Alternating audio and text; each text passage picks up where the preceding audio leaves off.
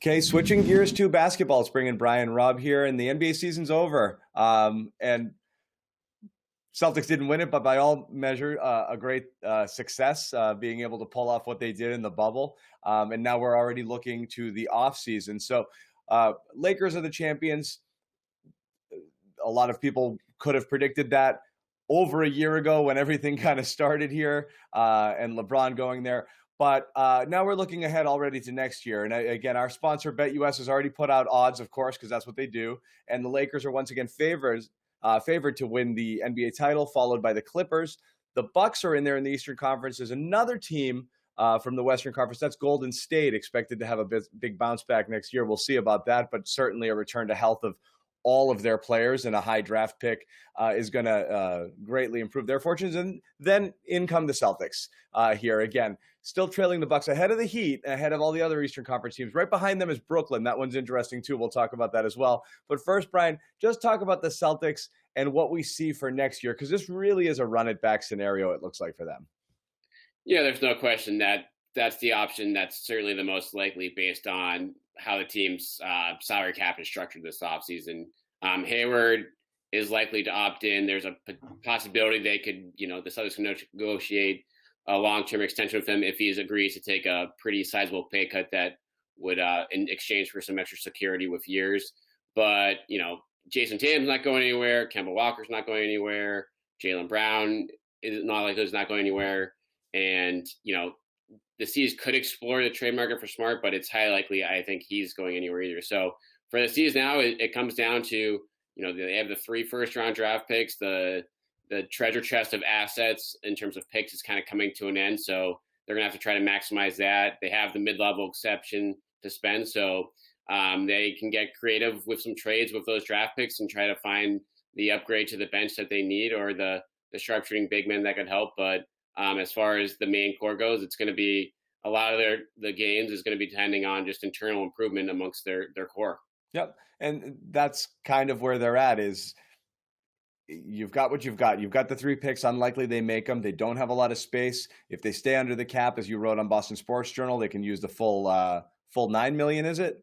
Yep. So if they stay under this tax, it's around like $9.5 million. So it'll probably be, tight to that, but we'll see if that, there'll certainly be, the good news for Celtics is there's not a lot of good teams out there with cap room at all this right. summer. So they should hopefully be in the mix for anyone who's looking to obviously be contending. So, and everyone's going to immediately point to bigs. And it looks like, here's the dilemma for the Celtics. You have Kanter's going to likely opt in. You have Poirier on the books again, which you got to figure out what you're going to do there. That was not great to have him locked in. Next year, you could look to package him. I think you wrote package with picks, see if you can just toss him and get that off the books.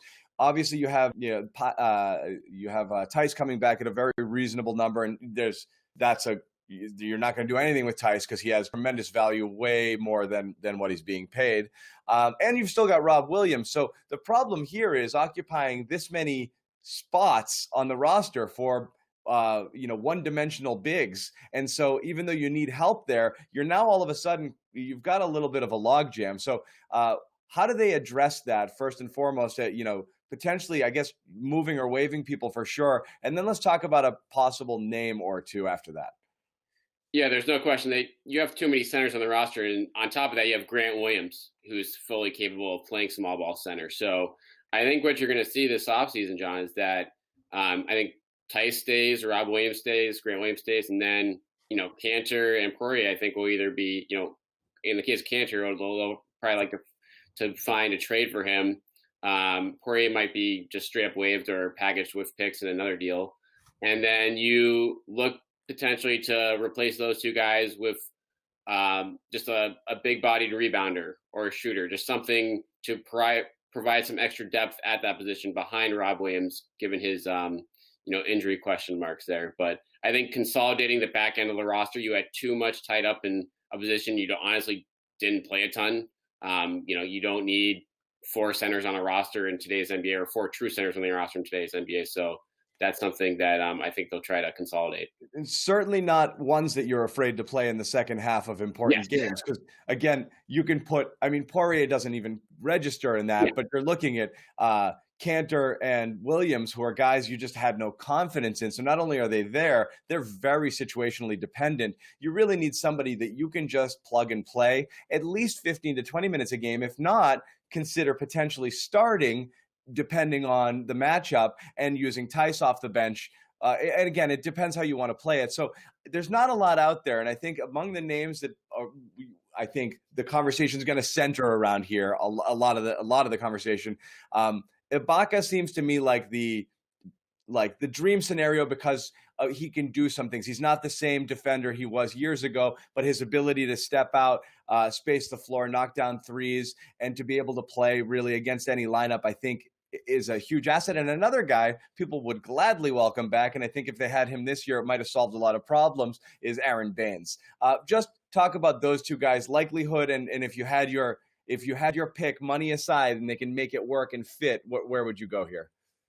Yeah, I mean, Ibaka, to your point, I mean, there's no better, big man 3-point shooter that's available in the open market right now. But with Toronto having his bird rights, with Marc Gasol likely leaving there to play in Spain, I don't think, if the Raptors want to run it back and competitive next year, they're going to want to bring back Ibaka, and they're going to probably pay him more than the Celtics have to offer there. Baines is another interesting situation for the reasons you mentioned. He obviously is a great fit, can provide kind of, he added the 3-point shot to his game now. So that's someone, if you want guys to muscle with, Adebayo and other, Embiid, obviously, and other bigs around the East going forward. Whether there's any bad blood there with him, obviously, I think the Suns might want to bring him back because they obviously, they have Ayton, but they could certainly use more, defensive big man depth there if they want to make a run in the playoffs next year.